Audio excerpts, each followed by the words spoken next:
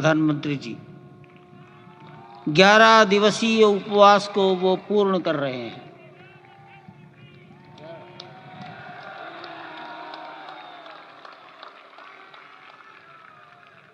मैं श्री राम जन्मभूमि तीर्थ क्षेत्र के अध्यक्ष पूज्य महंत नृत्य गोपाल दास जी महाराज, सियावर रामचंद्र की जय, सियावर रामचंद्र की जय। श्रद्धेय मंच, सभी संत एवं ऋषिगण, यहाँ उपस्थित और विश्व के कोने कोने में हम सबसे साथ जुड़े हुए सभी राम भक्त, आप सबको प्रणाम, आप सबको राम राम।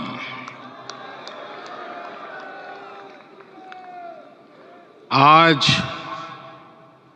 हमारे राम आ गए हैं।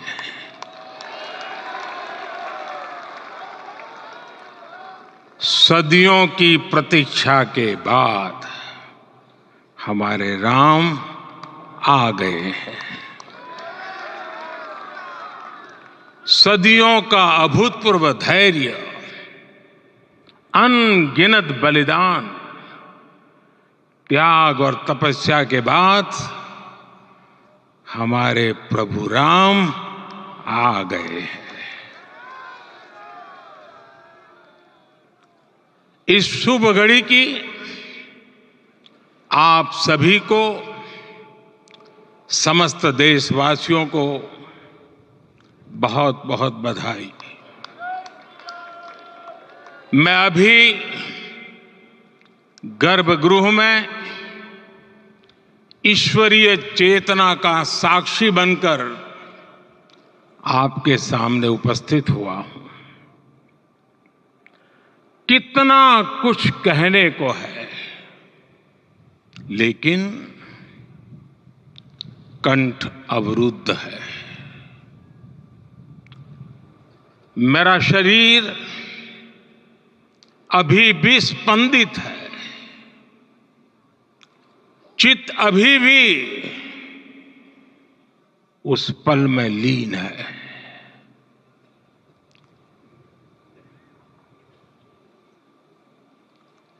हमारे रामलला अब टेंट में नहीं रहेंगे।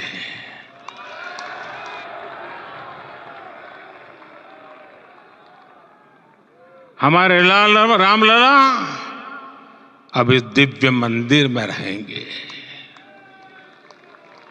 मेरा पक्का विश्वास है, अपार श्रद्धा है कि जो घटित हुआ है इसकी अनुभूति देश के, विश्व के कोने कोने में राम भक्तों को हो रही होगी। ये क्षण अलौकिक है, ये पल पवित्रतम है। ये माहौल, ये वातावरण, ये ऊर्जा, ये घड़ी प्रभु श्री राम का हम सब पर आशीर्वाद है। 22 जनवरी 2024 का ये सूरज एक अद्भुत आभा लेकर आया है। 22 जनवरी 2024 ये कैलेंडर पर लिखी एक तारीख नहीं, ये एक नए काल चक्र का उद्गम है।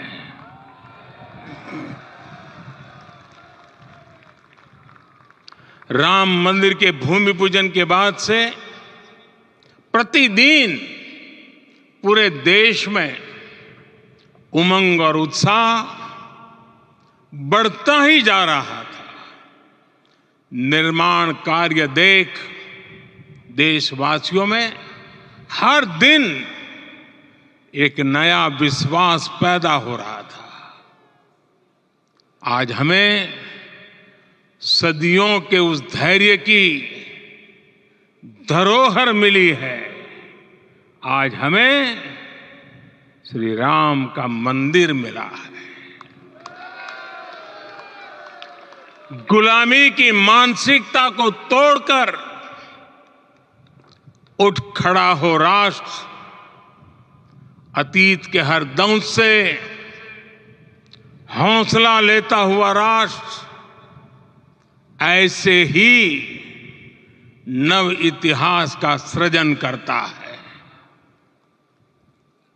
आज से 1000 साल बाद भी लोग आज की इस तारीख की, आज के इस पल की चर्चा करेंगे। और ये कितनी बड़ी राम कृपा है कि हम सब इस पल को जी रहे हैं, इसे साक्षात घटित होते देख रहे हैं। आज दिन दिशाएं, दिग दिगंत सब दिव्यता से परिपूर्ण है। ये समय सामान्य समय नहीं है। ये काल के चक्र पर सर्वकालिक शाही से अंकित हो रही अमिट स्मृति रेखाएं हैं। साथियों, हम सब जानते हैं कि जहां राम का काम होता है, वहां पवन पुत्र हनुमान अवश्य विराजमान होते हैं। इसलिए मैं राम भक्त हनुमान और हनुमान गढ़ी को भी प्रणाम करता हूं। मैं माता जानकी, लक्ष्मण जी, भरत, शत्रुघ्न सबको नमन करता हूं। मैं पावन अयोध्यापुरी और पावन सरयू को भी प्रणाम करता हूं। मैं इस पल दैवीय अनुभव कर रहा हूं कि जिनके आशीर्वाद से ये महान कार्य पूरा हुआ है। वे दिव्य आत्माएं, वे दैवीय विभूतियां भी इस समय हमारे आसपास उपस्थित है। मैं इन सभी दिव्य चेतनाओं को भी कृतज्ञता पूर्वक नमन करता हूं। मैं आज प्रभु श्री राम से क्षमा याचना भी करता हूं। हमारे पुरुषार्थ, हमारे त्याग, तपस्या में कुछ तो कमी रह गई होगी कि हम इतनी सदियों तक ये कार्य कर नहीं पाए। आज वो कमी पूरी हुई है।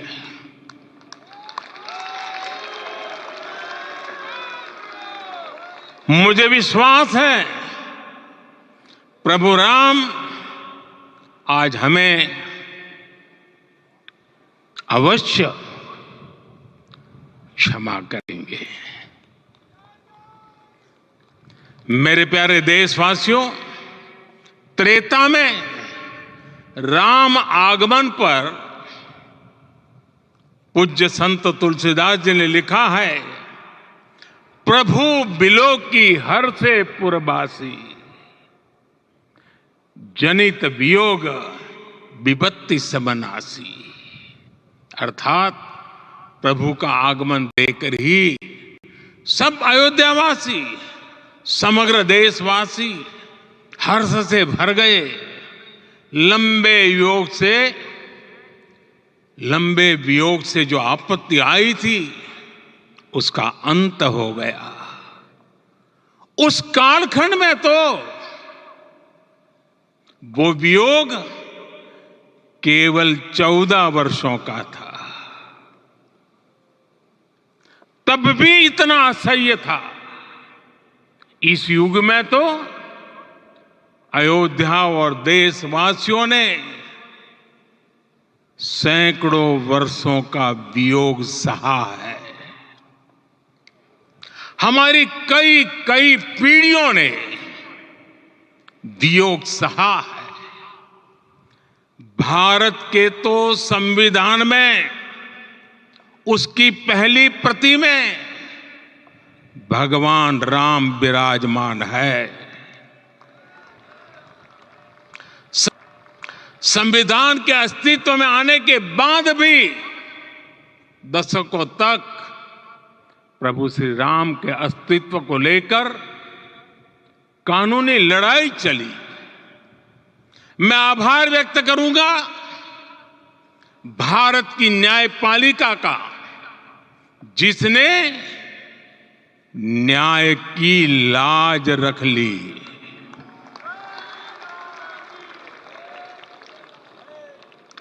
न्याय के पर्याय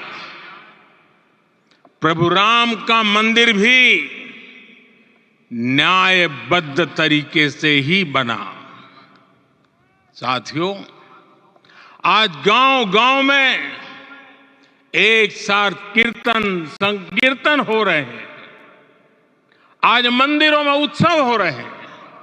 स्वच्छता अभियान चलाए जा रहे हैं। पूरा देश आज दीपावली मना रहा है। आज शाम घर घर राम ज्योति प्रज्वलित करने की तैयारी है। कल ये साक्षात मानवीय मूल्यों और सर्वोच्च आदर्शों की भी प्राण प्रतिष्ठा है। इन मूल्यों की, इन आदर्शों की आवश्यकता आज संपूर्ण विश्व को है। सर्वे भवन्तु सुखिनः, ये संकल्प हम सदियों से दोहराते आए हैं।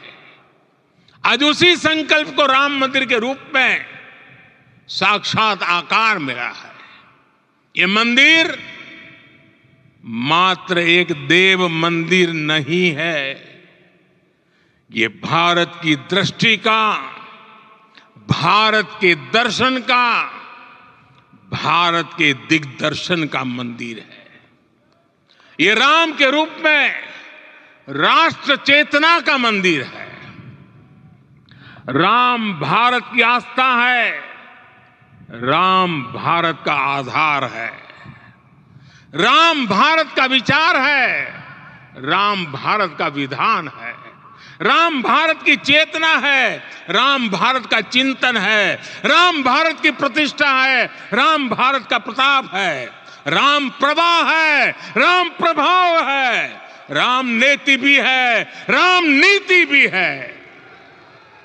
राम नित्यता भी है। राम निरंतरता भी है। राम विभु है, विशद है। राम व्यापक है, विश्व है, विश्वात्मा है। और इसलिए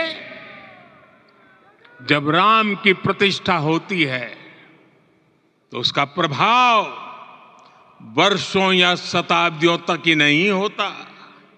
उसका प्रभाव हजारों वर्षों के लिए होता है। महर्षि वाल्मीकि ने कहा है, राज्यम 10 सहस्त्राणि प्राप्य वर्षाणि राघव। अर्थात राम 10,000 वर्षों के लिए राज्य पर प्रतिष्ठित हुए, यानी हजारों वर्षों के लिए राम राज्य स्थापित हुआ। जब त्रेता में राम आए थे तब हजारों वर्षों के लिए राम राज्य की स्थापना हुई थी। हजारों वर्षों तक राम विश्व पथ प्रदर्शन करते रहे थे। और इसलिए मेरे प्यारे देशवासियों, आज अयोध्या भूमि हम सभी से, प्रत्येक राम भक्त से, प्रत्येक भारतीय से कुछ सवाल कर रही है। श्री राम का भव्य मंदिर तो बन गया, अब आगे क्या? सदियों का इंतजार तो खत्म हो गया, अब आगे क्या? आज के इस अवसर पर जो दैवीय आत्माएं हमें आशीर्वाद देने के लिए उपस्थित हुई हैं, हमें देख रही हैं, उन्हें क्या हम ऐसे ही विदा करेंगे? नहीं, कदापि नहीं। आज मैं पूरे पवित्र मन से महसूस कर रहा हूं कि काल चक्र बदल रहा है। ये सुखद संयोग है कि हमारी पीढ़ी को एक कालजयी पथ के शिल्पकार के रूप में चुना गया है। मेरे प्यारे देशवासियों, ये भारत के विकास का अमृत काल है। आज भारत युवा शक्ति की पूंजी से भरा हुआ है, ऊर्जा से भरा हुआ है। ऐसी सकारात्मक परिस्थितियां फिर न जाने कितने समय बाद बनेगी। हमें अब चूकना नहीं है, हमें अब बैठना नहीं है। मैं अपने देश के युवाओं से कहूंगा, आपके सामने हजारों वर्ष की परंपरा की प्रेरणा है। आप भारत की उस पीढ़ी का प्रतिनिधित्व करते हैं जो चांद पर तिरंगा लहरा रही है। वो 15 लाख किलोमीटर की यात्रा करके सूर्य के पास जाकर मिशन आदित्य को सफल बना रही है। जो आसमान में तेजस और सागर में विक्रांत का परचम लहरा रही है। अपनी विरासत पर गर्व करते हुए आपको भारत का नव प्रभात लिखना है। परंपरा की पवित्रता और आधुनिकता की अनंतता दोनों ही पथ पर चलते हुए भारत समृद्धि के लक्ष्य तक पहुंचेगा। मेरे साथियों, आने वाला समय अब सफलता का है। आने वाला समय अब सिद्धि का है। ये भव्य राम मंदिर साक्षी बनेगा भारत के उत्कर्ष का, भारत के उदय का। ये भव्य राम मंदिर साक्षी बनेगा भव्य भारत के अभ्युदय का, विकसित भारत का। ये मंदिर सिखाता है कि अगर लक्ष्य सत्य प्रमाणित हो, अगर लक्ष्य सामूहिकता और संगठित शक्ति से जन्मा हो, तब उस लक्ष्य को प्राप्त करना असंभव नहीं है। ये भारत का समय है और भारत अब आगे बढ़ने वाला है। शताब्दियों की प्रतीक्षा के बाद हम यहां पहुंचे हैं। हम सब ने इस युग का, इस कालखंड का इंतजार किया है। अब हम रुकेंगे नहीं, हम विकास की ऊंचाई पर जाकर ही रहेंगे। इसी भाव के साथ रामलला के चरणों में प्रणाम करते हुए आप सभी को बहुत बहुत शुभकामनाएं। सभी संतों के चरणों में मेरे प्रणाम। सियावर रामचंद्र की, सियावर रामचंद्र की, सियावर रामचंद्र की।